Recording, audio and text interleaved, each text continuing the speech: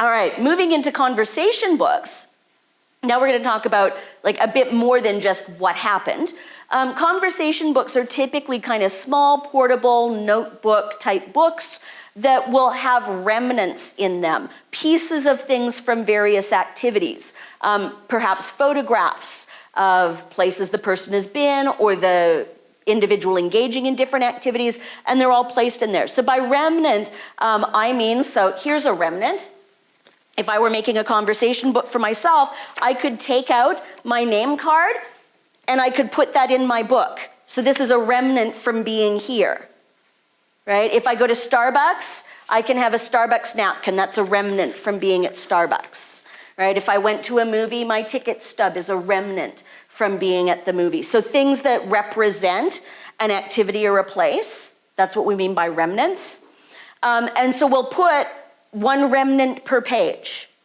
And then we put a caption with each remnant or photograph. Right? I've even done these too where I've just sort of hand sketched stuff. Stick figures work well. You don't have to be a good artist type person. But every page will have some sort of image or remnant with some sort of caption. So if I had my name tag as a remnant in a book, then my caption might say, I gave a presentation for ACT on Friday and Saturday. I presented on visual support strategies for individuals with autism. What do you know about visual support strategies? I almost always end with a question as well.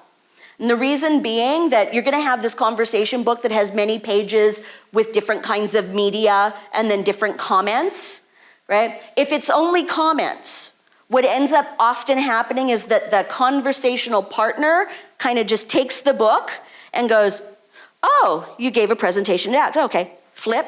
Oh, and then you went to Starbucks, flip. Oh, and then they just kind of like read through and there's no back and forth. But if there are questions embedded as well, it prompts the conversation partner to volley something back, right? To actually have a conversation as opposed to just reading about what the person did.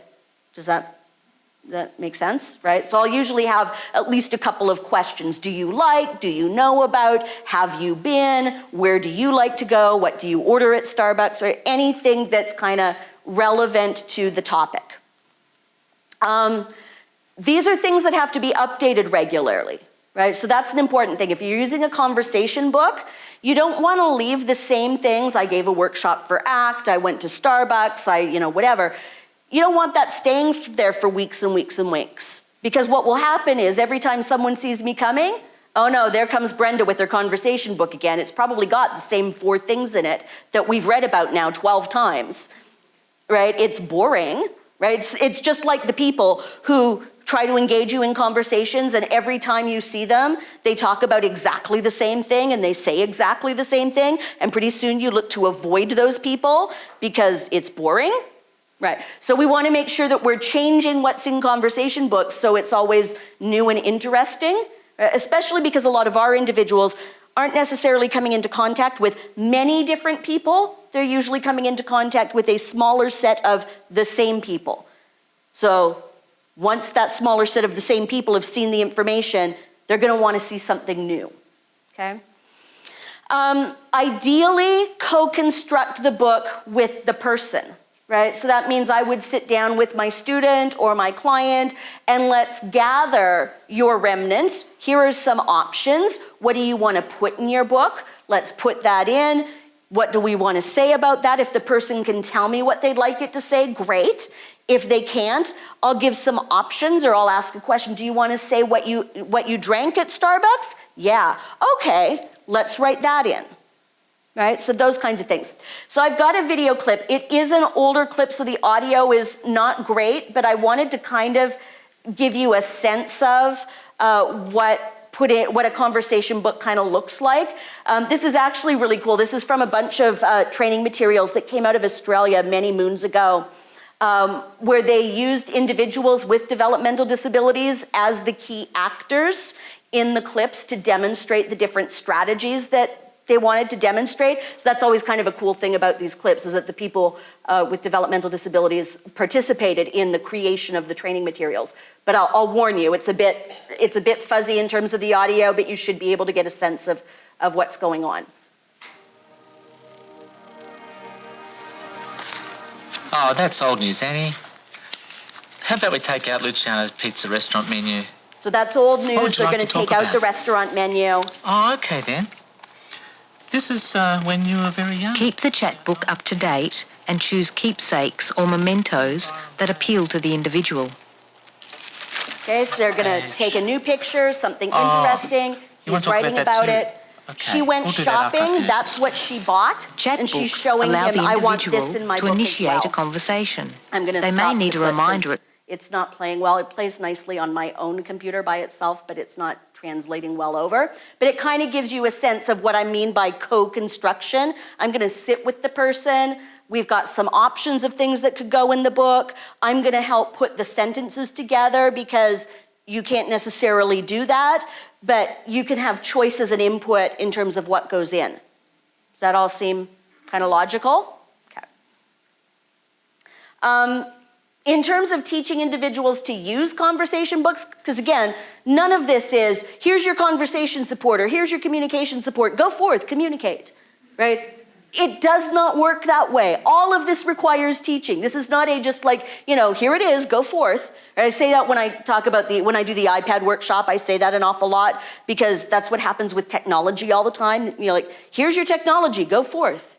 And it doesn't happen.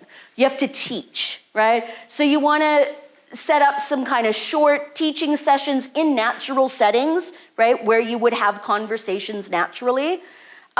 Coach the target individual, so the client, right, the child with a disability, the adult with a disability, and coach a conversational partner. So if I'm doing the teaching, I'm not the conversational partner, I'm the coach.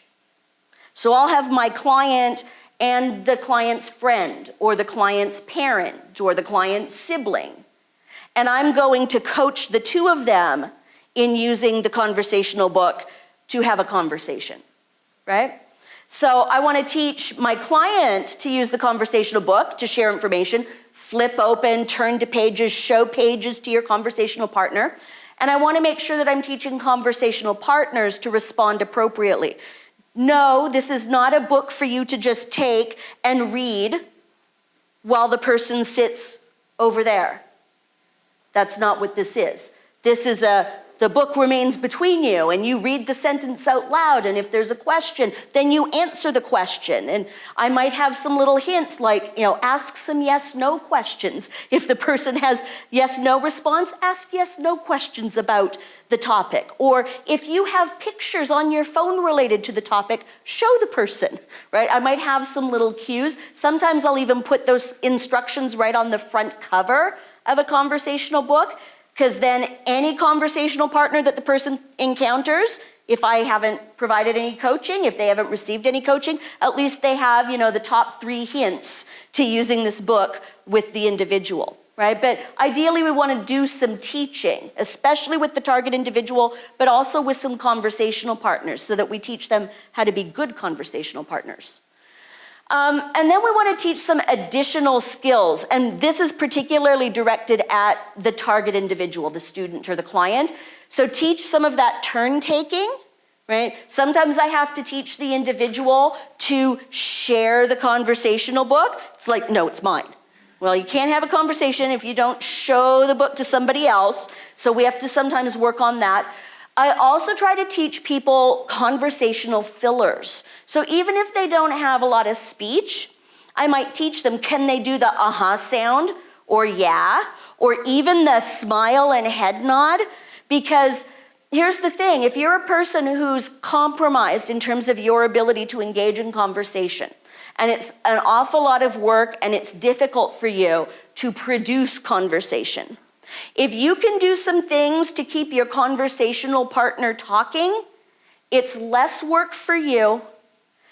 The partner's doing more work, they can, and you're still engaged in a conversation.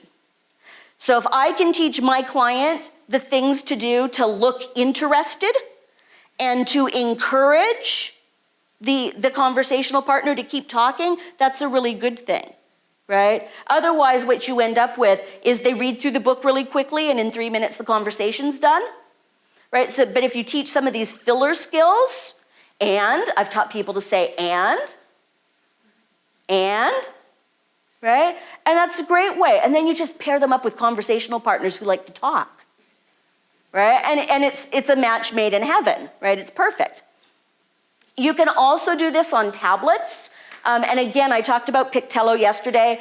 Pictello is a fantastic app for conversation books because you can take pictures across a person's day, right? So I've got a client right now we're doing this with. She loves pictures. She's an adult. She's very chatty. She has a developmental disability. She's got very compromised speech, but she understands so much and she wants to engage in conversation so bad, so bad.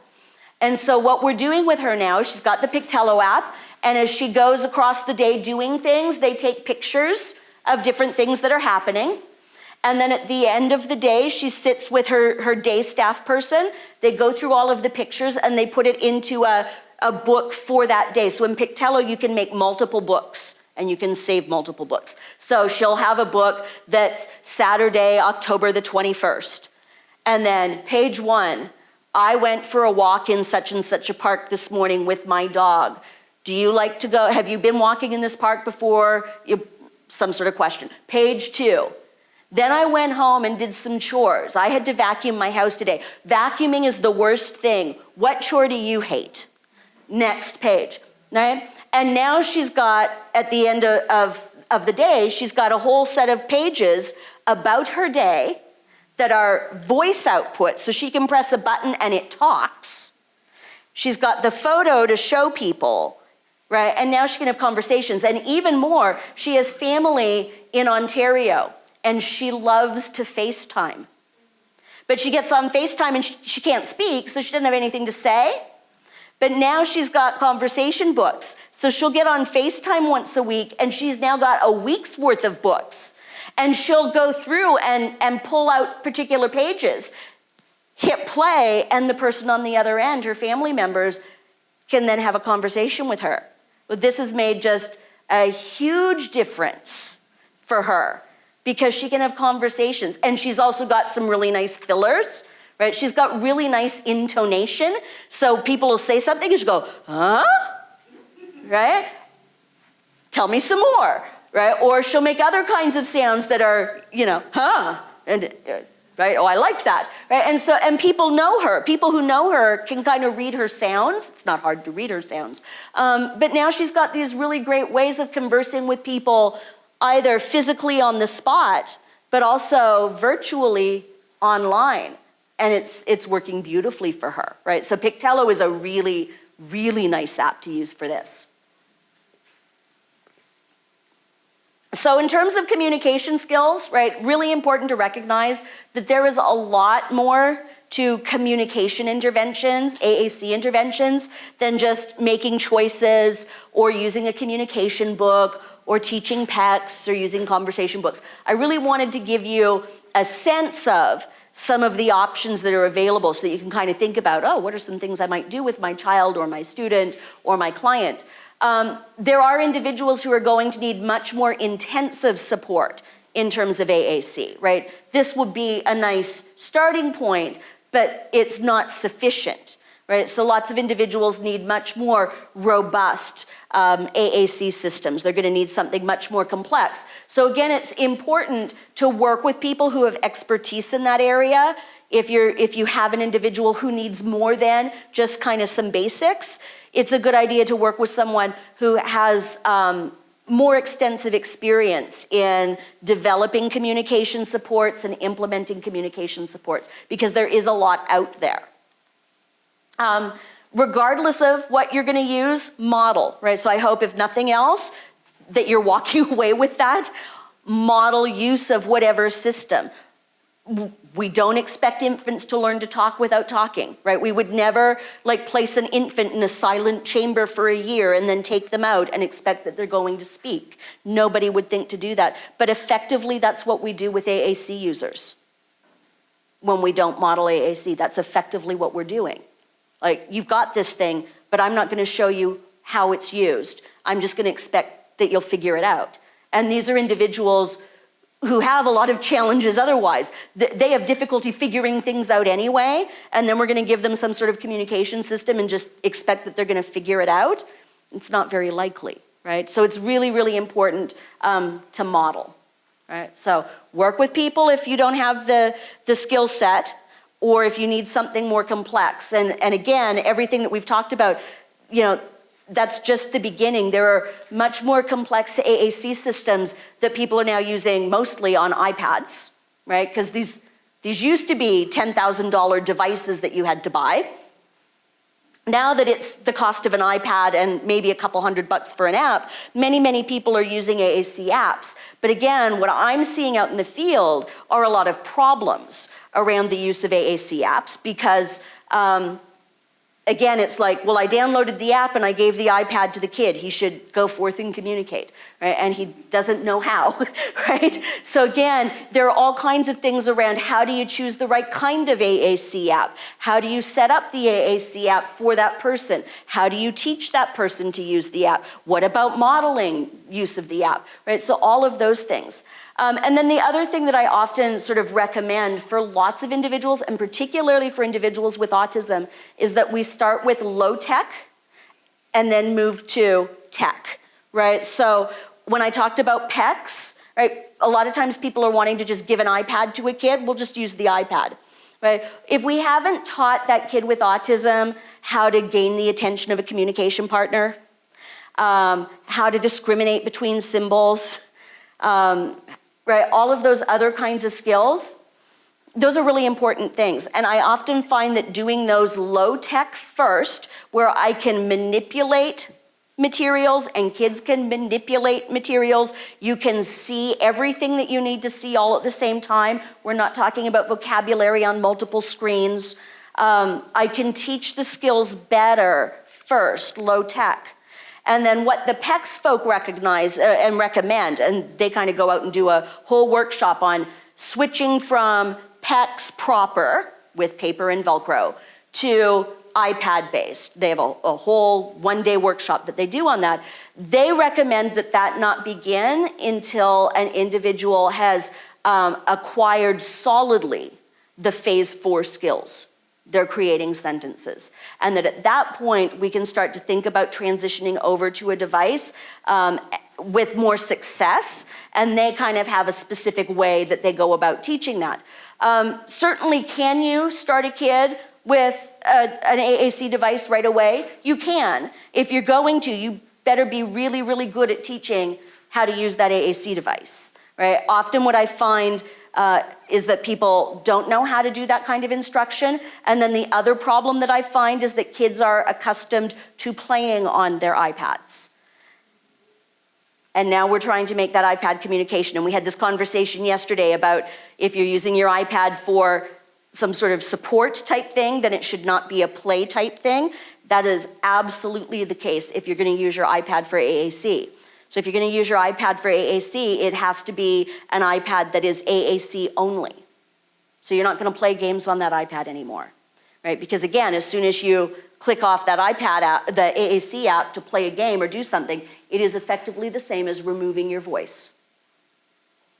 And you can't even talk about what you're playing on the iPad because your AAC app is no longer open, right? And if I'm working on conversational skills and I want to use something that's highly motivating to the kid and they're actually looking at something that's highly motivating on the iPad, I can't get them to use their device because they can't see both at the same time. So that's another reason to sometimes start with low tech and then move into high tech later, is because kids are a bit focused on their iPad as a plaything. Right? And it makes it also more difficult to teach some of those skills, right? So it can be done, but you really need to know how to teach AAC use on a device, if that's what you're going to start with, particularly if the communication learner is quite challenged. Right? So I often find that following the PECS protocol, as per the PECS protocol, and being able to teach individuals to manipulate the symbols, which is a very sort of tangible way of creating messages, I find that that often is a better place to start. It's much more clear and tangible. Once kids learn it, then it's easy to transition to something else. Right? But it's oftentimes more difficult to start there. Right? So that's just my 2 cents on that. The PECS folk have many cents on that. They spend a whole day talking about that.